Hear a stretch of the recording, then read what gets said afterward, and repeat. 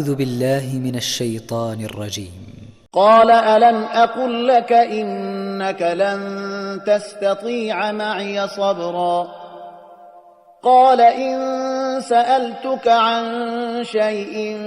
بعدها فلا تصاحبني قد بلغت من لدني عذرا فانطلقا حتى إذا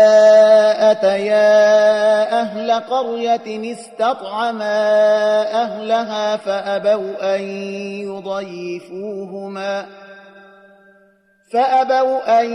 يضيفوهما فوجدا فيها جدارا يريد أن ينقض فأقامه قال لو شئت لاتخذت عليه أجرا قال هذا فراق